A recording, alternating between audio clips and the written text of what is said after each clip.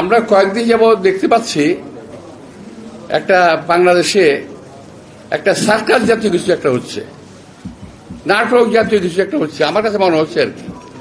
এই কদিন আগে দেখলাম, আগে আমরা দেখতাম যে শেখ হাসিনা কিছু করার আগে একটা অপকর্ম কোথাও ঘটাতো, আমরা তখন বুঝতাম যে সে কিছু একটা ঘটনা ঘটাবে, তো একদিকে আমাদের দৃষ্টি নিয়ে যেত আর কাজটা দিক দিয়ে করতো। বুঝছেন, আমাকে সরকার এখন নাকে দেখায় পেটে মারে, আর পেটে দেখায় নাকে মারে। বুঝতে পেরেছেন? দেখেন, হামিদ সাহেব চলে গেল, কি সুন্দর। হামিদ সাহেব চলে কোন দিক দিয়ে চলে গেল? ভিআইপি দিয়ে।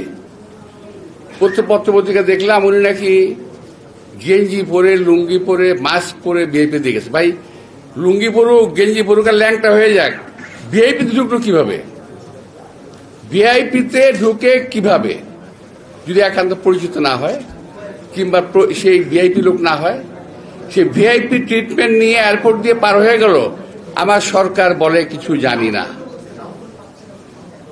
622 জন আওয়ামী লীগের লোক পার হয়ে গেল, এই সরকার বলে আমরা কিছু জানি না। জানেন কি? এই জানাটা খুব দরকার। আপনারা কি জানেন? এইটা আমাদের জানা দরকার। কি জানেন আপনারা? কিছুই জানেন না। তো এখন সেদিক থেকে নজর ফেরানোর জন্য আরো জানি কি ঘুরতেছে, আমার খুব সন্দেহ হচ্ছে আরো জানি কি কি ঘুরতেছে। নইলে শাহবাগের এই নাটক কেন হঠাৎ করে? যে শাহবাগ আপনারা বন্ধ করেছেন, যে শাহবাগের এই এলাকাতে, এই সমস্ত এলাকাতে মিছিল মিটিং করা যাবে না, সেখানে সরকারের পৃষ্ঠপোষকতায় সরকারের দল এনসিপির লোকেরা ওখানে মিছিল মিটিং করে কিভাবে? আর কোন দাবিতে মিছিল মিটিং করলো? কি দাবিতে? আওয়ামী লীগ নিষিদ্ধ করতে হবে। তো আওয়ামী লীগ নিষিদ্ধ করতে না করছে কে ভাই? কে না করছে? বিএনপি না করছে? খুব চেষ্টা করছে চালানোর জন্য। বিএনপি নাকি আওয়ামী লীগকে কি করতে চায়? পুনর্বাসিত করতে চায়। আমাকে বড় ঠেকা পড়ে গেছে ভাই, বিএনপি আওয়ামী লীগের পুনর্বাসিত করতে বড় ঠেকা পড়ে গেছে। জীবন থেকে আমাদের 17 থেকে 18 বছর আমাদের নিয়ে গেছে। পরিবার পরিজন থেকে বিচ্ছিন্ন হয়েছি, স্বাস্থ্যহানি করেছে। আমাদের পরিবার পরিজন কেউ সুস্থভাবে বেঁচে থাকতে পারে নাই। এখানে যারা আছে, একটি কর্মীও তার বাড়িতে 17 বছর ঘুমাতে পারেনি শান্তি। আর সেই আওয়ামী লীগের সঙ্গে আমরা করব, ওদেরকে আমরা আবার প্রতিপালন করব, আবার ওদেরকে পুনর্বাসন করব। এটা হলো যারা বিএনপিকে জেলাস করে, অর্থাৎ দেখতে পারে না, পছন্দ করে না, যাদের অজনপ্রিয় একটি দল, এরা গোষ্ঠী, এরা বিএনপিকে কালার করার চেষ্টা করতেছে। আমি এখন থেকে 1-1.5 মাস আগে বক্তব্য রেখেছি এই প্রেস ক্লাবে, আপনাদের মনে থাকতে পারে। 24 এপ্রিল পরিষ্কার ভাষায় বক্তব্য রেখেছিলাম যে যারা আজকে বলে যে বিএনপি পুনর্বাসিত করতে চায়, তারা আসলে দেশ এবং জাতির শত্রু। কারণ একমাত্র বিএনপি একমাত্র আছে বাংলাদেশকে এখন বিদেশি শত্রুর হাত থেকে রক্ষা করার জন্য। যে কোনো বিদেশি প্রভুদের হাত থেকে রক্ষা করার জন্য একমাত্র দল বিএনপি আছে বাংলাদেশে, আর কোন দল নাই।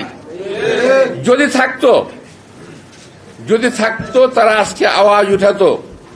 সচিবালয়ের ভিতরে আওয়ামী লীগের নেতা কর্মীরা কি করে, আওয়ামী লীগের সচিবরা বিএনপি সচিবালয়ের ভিতরে কি করে এখন পর্যন্ত। যাদের এখন জেলখানায় থাকার কথা, তারা এখন সচিবের দায়িত্ব পালন করতেছে জেলখানায় বসে। আওয়ামী লীগ আসামি সচিব ছিল, এখনো সচিব। ওরা আওয়ামী লীগের আমার সচিব ছিল, এখনো সচিব। অথচ আমাদের সময় যারা সচিব ছিল, যারা এখন রিটায়ারমেন্টে যায় নাই, তাদের সব বাতিল করে দিচ্ছে। এখন আরো শুরু হয়েছে, প্রশাসনে বিভিন্ন এলাকাতে পরিবর্তন শুরু হয়ে গেছে। কে কে বিএনপি কোথায় আছে? হয় বিএনপি দিতে হবে, বিএনপি বাতিল করে কমপক্ষে জামাত দিতে হবে, জামাত না হলে আওয়ামী লীগ দিতে হবে।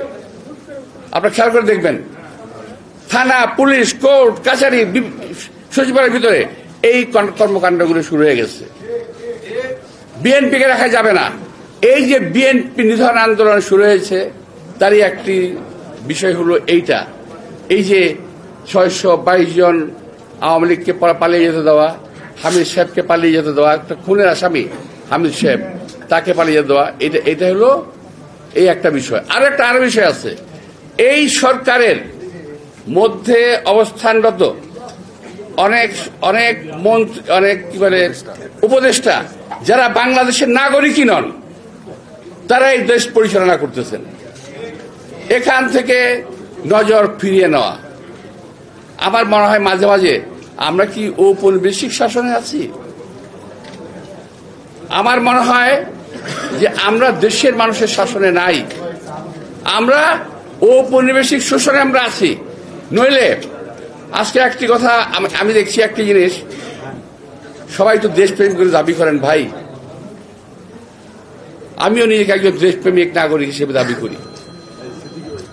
আমি অন্য কোনো কারো কথা বলছি না, আমি আমার নিজের পক্ষ থেকে বলছি, দায়িত্ব নিয়ে বলছি যে আমি কেন ইচ্ছা করলে সেন্ট মার্টিন যেতে পারি না, আমি কেন ইচ্ছা করলে সাজেক যেতে পারবো না, আমি কেন ইচ্ছা করলে বাগাইছড়ি যেতে পারবো না।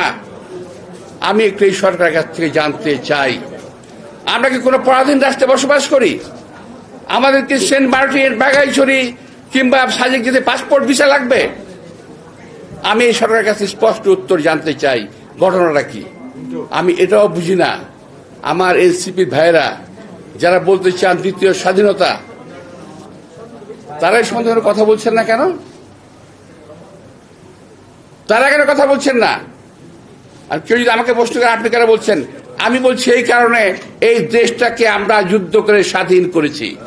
সুতরাং এই দেশটাকে শহীদ রাষ্ট্রপতি জিয়াউর রহমান যুদ্ধ করে স্বাধীন করেছে, কারো কাছে বিক্রি করে দেওয়ার জন্য নয়।